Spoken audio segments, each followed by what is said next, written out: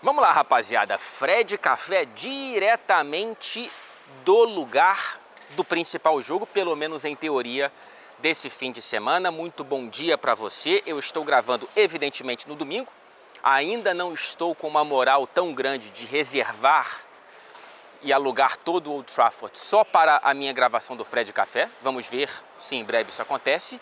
Mas, evidentemente, estou gravando depois desse Manchester United e Arsenal, antes agradecendo ao apoio de sempre da queridíssima Melita, especialista em café, conectando especialistas em futebol internacional. A Melita que muito gentilmente dá para todos nós, fornece a todos nós, além de um café fresquinho, maravilhoso, especialíssimo, um cupom de descontos, o CAFRED, esse nome maravilhoso que veio da boca do povo, para o nosso cupom. Se você utilizar o cupom CAFRED, lê o QR Code aqui na tela que fica mais fácil.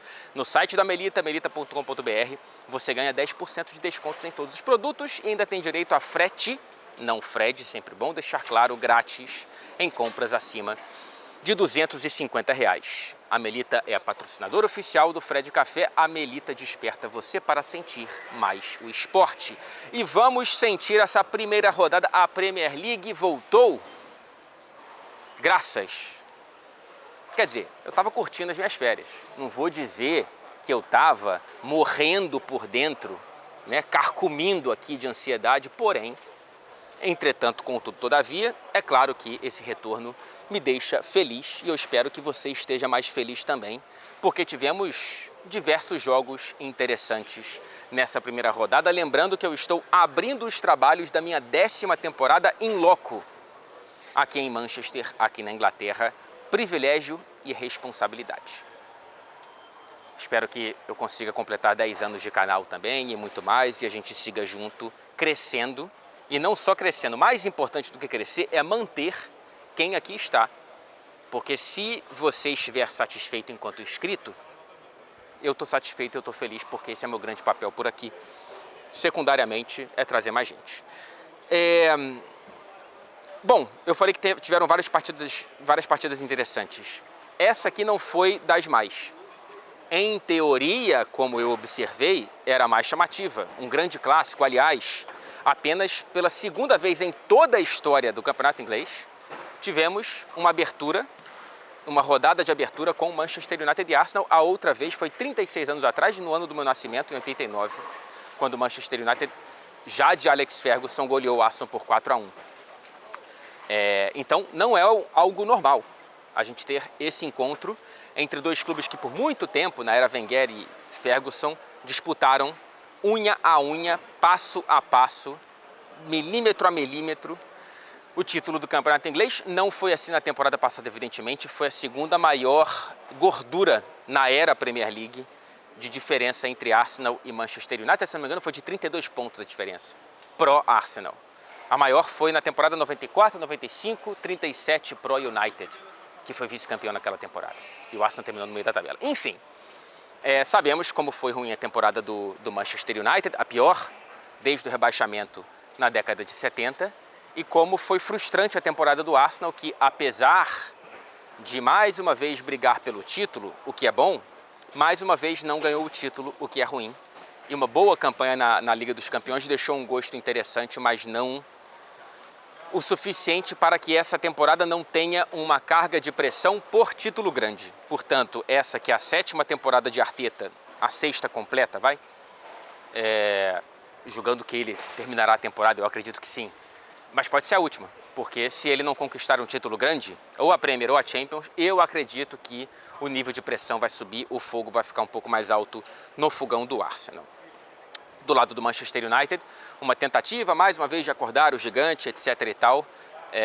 O Rubem Amorim já disse em entrevista pra gente, pra mim, na semana passada, pela TNT México, que o objetivo é voltar para competições europeias. Atenção, ele não falou Champions.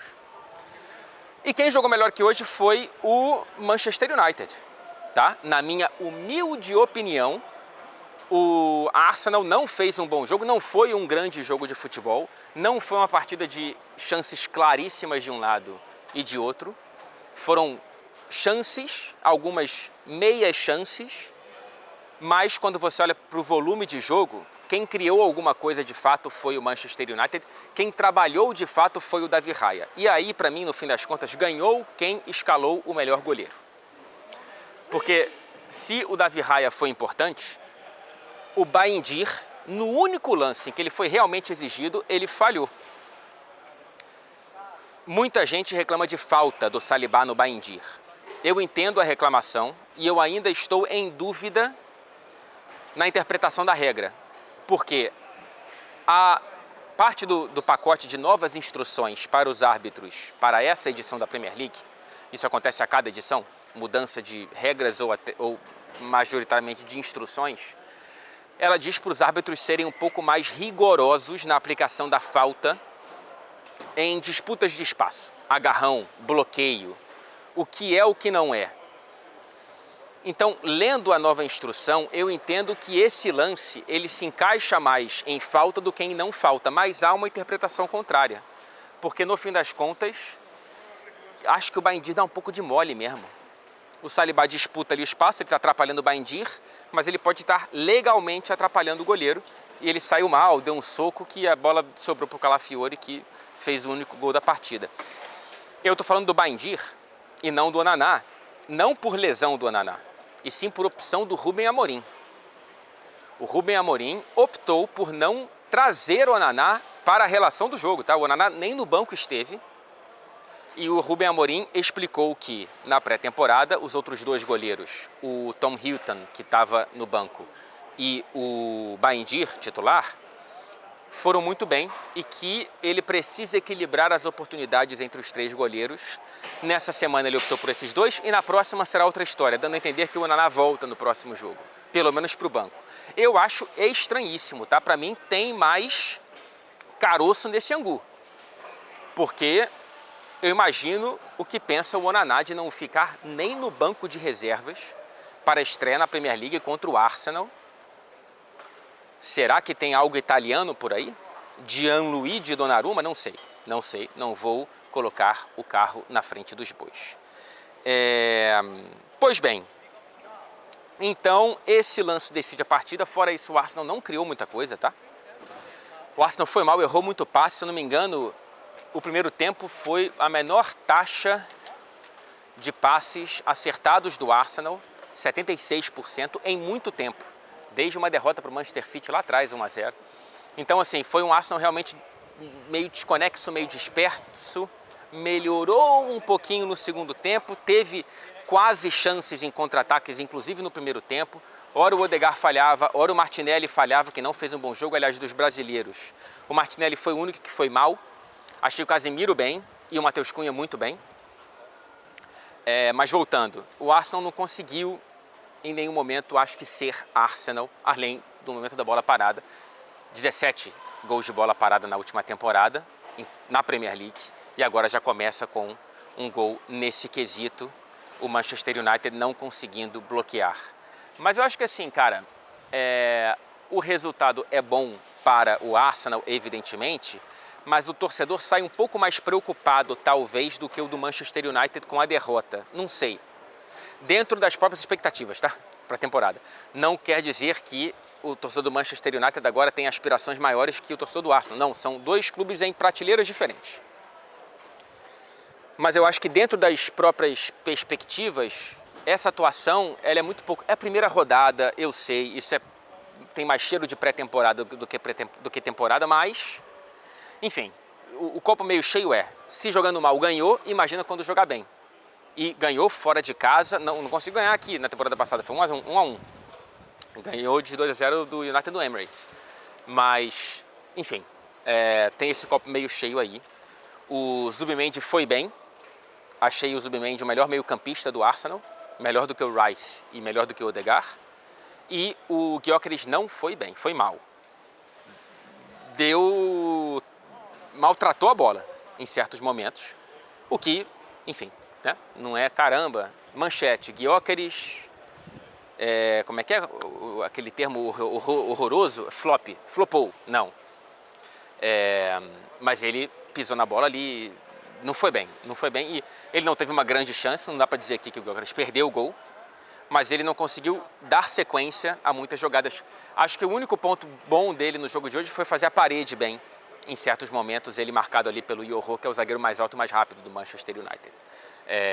Nem na velocidade o Gyökeres conseguiu se dar bem, que é uma das qualidades do ex-atacante do Sporting. Do lado do Manchester United, já elogiei aqui o Matheus Cunha, começou jogando como 9 e foi muito apagado na maior parte do tempo, cresceu no fim do primeiro tempo e no segundo tempo foi bem, melhorou quando ele foi para a posição ideal dele, que é um dos 2-10, desse 3-4-2-1 do Amorim, né? Idealmente é o Mbeumo e o Matheus Cunha atrás do Sesco, só que o Sesco começou no banco de reservas, imagino que por ter acabado de chegar, condições físicas e adaptação, entrosamento e tal, não sei, não ouvi o Amorim falando depois do jogo. Então o Sesco entrou e não teve muito o que fazer, a bola mal tocou nele, mas o Matheus Cunha jogou bem e o Mbeumo também, tá? O Mbeumo também foi bem, gostei do Mbeumo hoje, caindo ali pela direita, enquanto o Mason Mount foi titular. A escalação do Amorim foi um pouco esquisita, tá? Não sei porquê. Assim, começar com o Dalot eu entendo que é um jogador mais defensivo ali na ala do que o Diallo, mas não entendi por que ele começou com o Mason Mount. Não sei por que ele começou com o Mason Mount. Na verdade, a escalação, no geral, foi ok, dentro dos parâmetros. O Shaw foi bem, por exemplo. Tem muita gente apedrejando a escolha do Luke Shaw. Ele, como terceiro zagueiro ali pela esquerda, ele fez um bom jogo. O Casemiro foi bem, como eu disse. O Gart entrou, nossa senhora, foi uma das piores exibições do Gart que eu já vi aqui no Manchester United. Entrou muito mal mesmo. E o Mason Mount, cara, não sei. Fico muito triste porque eu acho que o Mason Mount deveria, sei lá, bicho. Eu sinto um pouco de pena porque ele parece uma alma vagando aqui às vezes. E teve essa oportunidade e não conseguiu aproveitar. Eu preferiria que ele fosse com um volante, com um menu, do que com o Mason Mount. Silvestre. No. It's your place, it's your house, it's not mine. Tá aí o grande Silvestre, que jogou muito tempo aqui pelo Manchester United. Ele ia passar aqui, eu falei, cara, é tua casa. Ele parou para ir por trás da câmera, eu falei, não, eu não vou te interromper, não. Edmundo, manda um abraço. Brincadeira, gente. Brincadeira, mais ou menos. Vamos lá. O que eu ia falar? Silvestre me desconcentrou. Adorava o Silvestre. Era a minha época mais ferrenha de torcedor do Manchester United, na época desse senhorito aí. Gente boa pra caramba. Foi piada, tá? Do Edmundo, mas realmente que golaço. Um dos melhores de todos os tempos, que lembra muito do Bergkamp, né? Pro torcedor do Arsenal que tá presente aqui no vídeo. Eu tô divagando demais, eu tenho muito jogo pra falar ainda pela frente, cara. Tá, Gyökeres mal, o Sesco mal, não entendi o Mason Mount, e é isso. Vamos ver aí como é que vai ser a sequência. O Manchester United cheio de jogador para desovar, né? Não sei se o Naná faz parte deles agora, ou vai querer fazer. Garnacho, Sancho, Antony, nenhum deles relacionado, nem Malásia. Ainda atrás do Baleba no mercado e talvez do Donnarumma, sei lá, vamos esperar para ver. Do lado do Arsenal eu entendi por que foram Calafiori e Timber titulares e Ben White titulares e não Timber e Lewis Skelly. Acho que era uma questão de altura, de fisicalidade, por mais que o Timber seja um cara muito bem fisicamente também. Pois bem, deixa eu passar, senão eu vou ficar falando para sempre desse jogo aqui. Manchester United e Arsenal, já falei. Tottenham 3, Burnley 0 e o Pombo voltou a criar asas. Eu vou falar menos dos outros jogos porque não acompanhei em loco ou acompanhei mais ou menos. Eu quero concentrar a minha análise de Tottenham e Burnley no Richarlison. 2 gols, um deles com ares de Copa do Mundo, de Brasil e Sérvia, aquele voleio maravilhoso que o Richarlison acertou. Hoje o Martinelli tentou, não conseguiu aqui. E participação no terceiro gol. Eu sei que foi apenas o Burnley, candidatíssimo ao rebaixamento.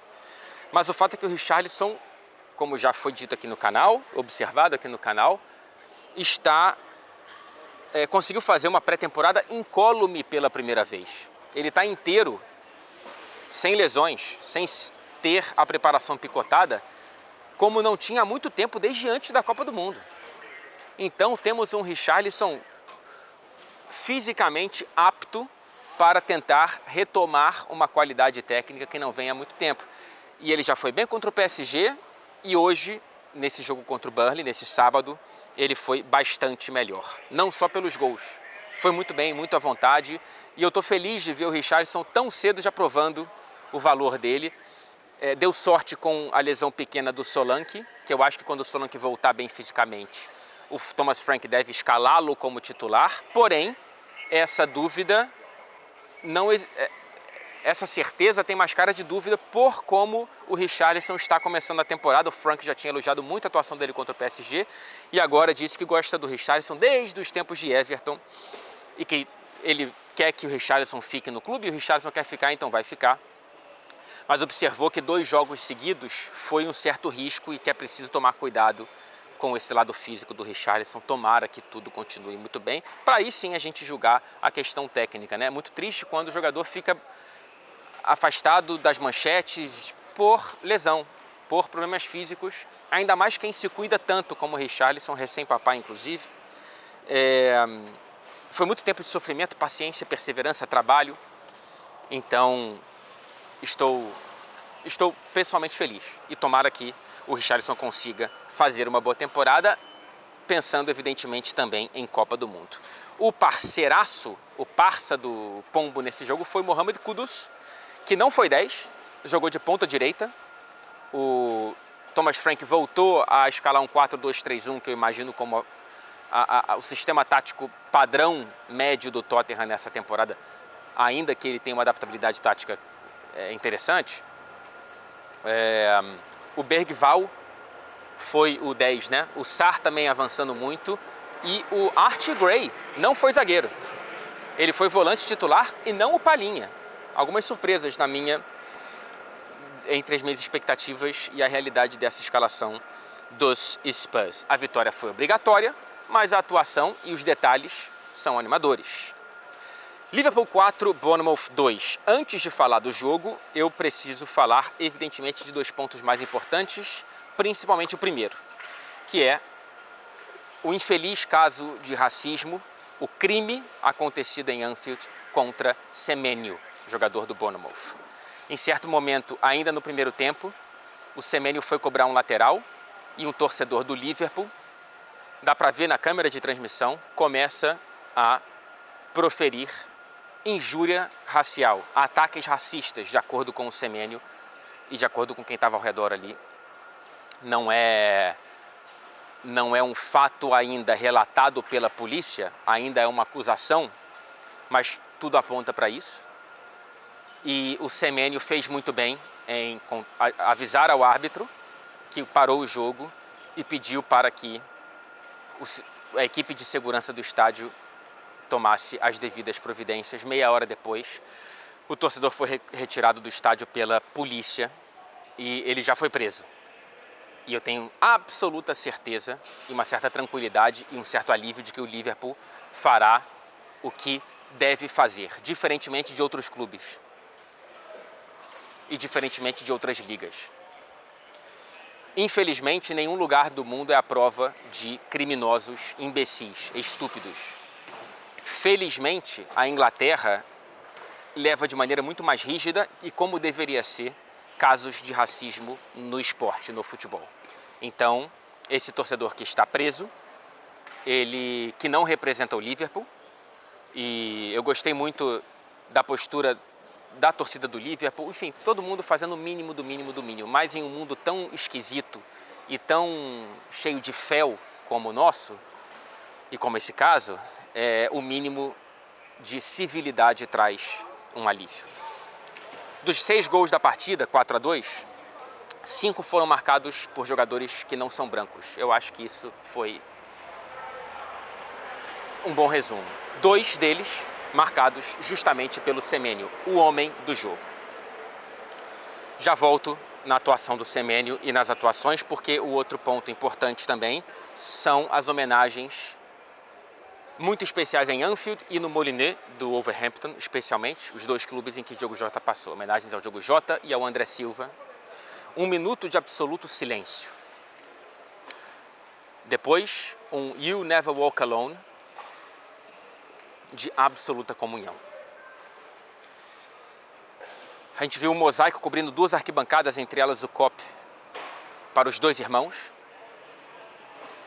E uma faixa que me tocou profundamente, cara. Linda, linda, linda.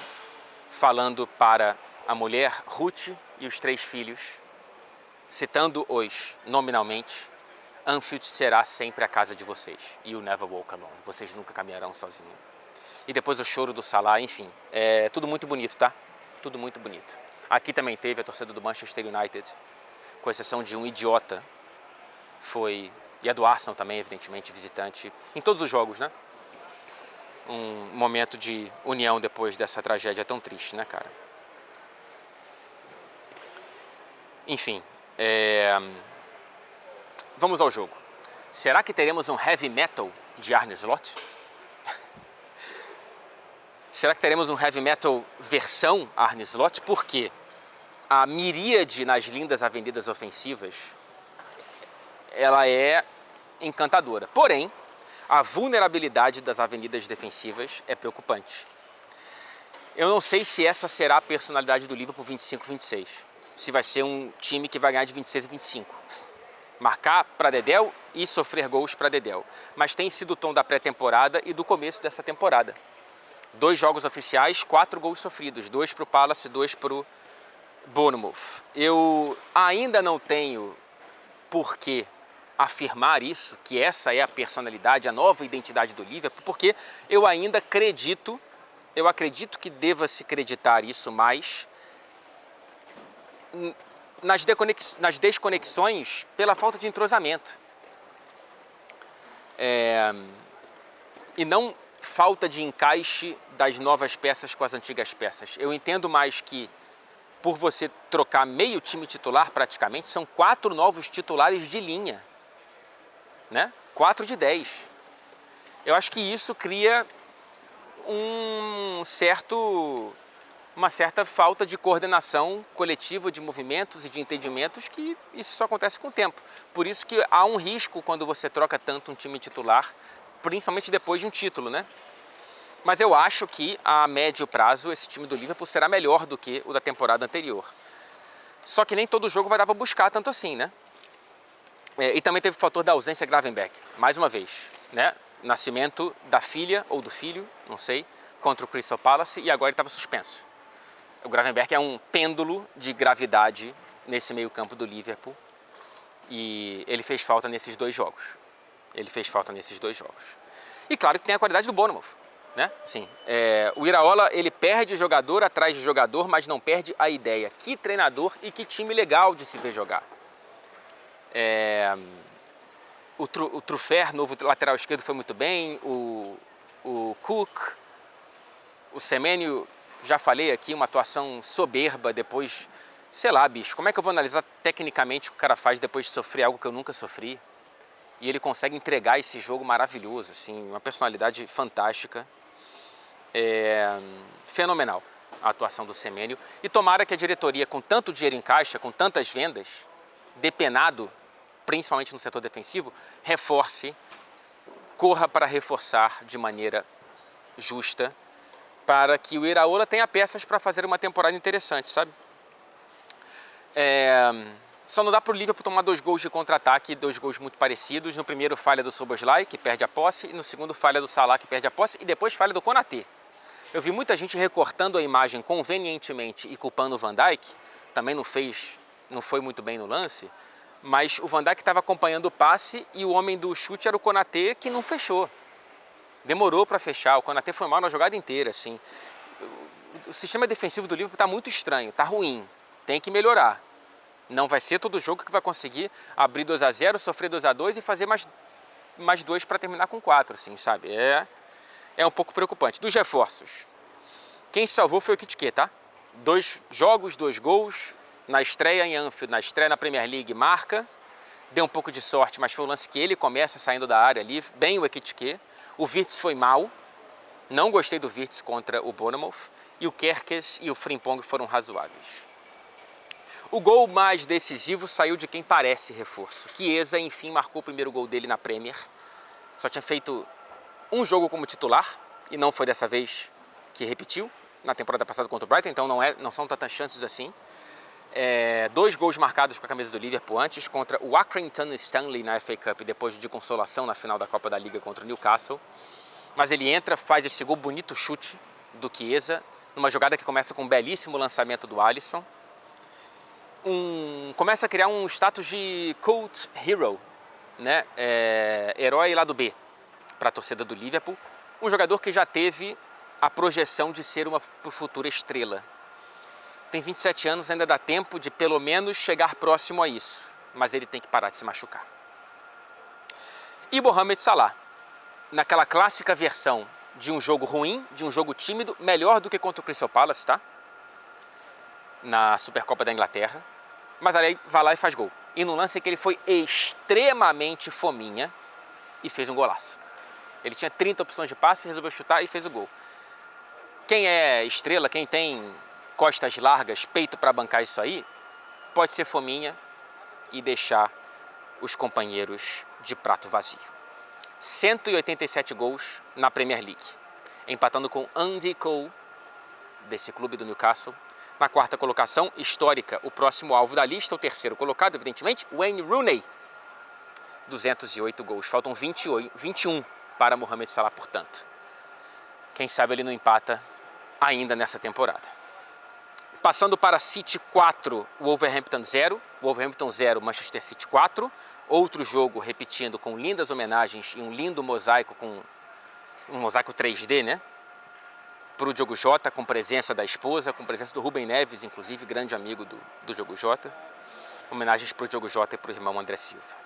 Eu vi mais ou menos esse jogo, então só quero falar rapidamente da estreia de Reinders.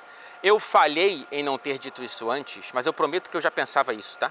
Que o Reinders pode ser ele pode se concretizar como uma das melhores contratações dessa janela de transferências, porque tem toda a pinta de ser um excelente jogador e que no Milan já tinha temporadas nas costas de grandes atuações, mas infelizmente o grandioso Milan, historicamente maravilhoso, não dava muita perna para o Reinders correr coletivamente. Agora sim, agora ele chega, e se o Manchester City tiver o Rodri bem do lado do Reinders, mamma mia, meu amigo, minha amiga, pode ser um meio-campo, uma dupla ali absolutamente fatal, mortal. Gol e assistência, além de um recado de que os 55 milhões podem ser vistos no futuro como uma pechinchinha do Manchester City para o Milan. Muito bom jogador, tá? Olhando para o time titular, aquele bingo, né, do Pep Guardiola, nunca dá para saber, e várias surpresas. Rico Lewis, o Stones, que não tinha um minuto na pré-temporada, o Nico Gonzalez voltou, Oscar Bob, todos muito bem, especialmente o Oscar Bob, tá? E o Stones, para mim o Stones, assim, se ele estiver bem fisicamente, ele é um dos melhores zagueiros do futebol europeu, ponto. Eu gosto muito de John Stones, uma pena que ele se machuque tanto, porque ele bem fisicamente, ele é titularíssimo sem pestanejar desse Manchester City. Já falei aqui várias vezes, já falei para ele inclusive, que na final da Liga dos Campeões contra a Inter de Milão, que o City ganhou, ele foi o melhor meio-campista em campo. Isso não é uma crítica aos outros, ele jogou muita bola. E o City teve uma atuação à altura daquele City, né? Eu já tinha falado aqui que eu não sabia direito e ainda estou em dúvida qual vai ser a identidade desse City, não entendi direito esse City. É claro que vencer o Wolverhampton fora de casa é, entre aspas, obrigatório para o Manchester City, mas dessa forma, muito, muito bom sinal inicial. Para os Wolves, perder era provável, a goleada era evitável. Arias começou no banco, André e João Gomes titulares, dos que mais interessam ao nosso público. Deve ser mais uma temporada difícil, tá? Mais uma temporada difícil. Para fechar, cortinhas, eu não vi direito Chelsea e Crystal Palace, sei que o Estevão entrou no meio do segundo tempo no lugar do Jamie Gittens. Não sei se foi muito bem, vi o amarelo que ele tomou num desarme um pouco atabalhoado. Eu vi o gol anulado do Crystal Palace, voltando àquela instrução. Eu não gosto, tá? Esse lance eu não gosto desse gol ser anulado. Achei uma disputa de jogo normal, mas me parece ser o critério que a Premier League quer estabelecer para lances de disputa de espaço. Vamos ver. Acho que vai criar mais problema do que tentar solucionar. Nottingham Forest 4-1 no Brentford, foi isso? Eu não vi. 3-1. Aliás, tivemos para a briga de camisa 9 da seleção brasileira, né? O Richarlison fazendo 2 gols, um de voleio. O Rodrigo Muniz fazendo gol no finalzinho para o empate do Brighton, do Fulham fora de casa contra o Brighton. E o Igor Thiago, de pênalti, fazendo o gol do Brentford. O Vissa não foi relacionado, acho que vai mesmo para o Newcastle. E o Igor Thiago, espero que bem fisicamente, vai ser o camisa 9, com uma temporada de atraso por conta do rompimento dos ligamentos do joelho. Ele começa marcando nessa Premier League, mas antes disso o Forest já tinha aberto 3-0. Chris Wood, sempre ele, marcando 2 vezes, foi o velho e o novo, né? O Chris Wood e o Ndoye, que é o novo Elanga do Forest. Os dois marcaram os 3 gols. E o Brentford está com uma carinha de que vai passar dificuldades, assim como o West Ham, que no retorno com muito estilo do Stadium of Light, a casa do Sunderland, a Premier League depois de tantos anos, a gente tem uma vitória retumbante. 3-0, fora o baile. Não foi baile, no primeiro tempo o West Ham jogou melhor e criou mais chances e tal, mas no segundo não viu a cor da bola, é outro que vai ter problemas nessa temporada. Aston Villa e Newcastle, não vi o jogo, só vi que a torcida visitante do Newcastle cantou para Isaac, babaca mercenário. Babaca ganancioso. É isso, minha gente. Eu espero que você não me ofenda dessa maneira, tá? Deixa para a relação Isaac e Newcastle. Um beijo para vocês, porque agora eu vou tomar um negocinho, um café Melita, com o meu querido amigo João Castelo Branco. Beijo para vocês. Boa semana.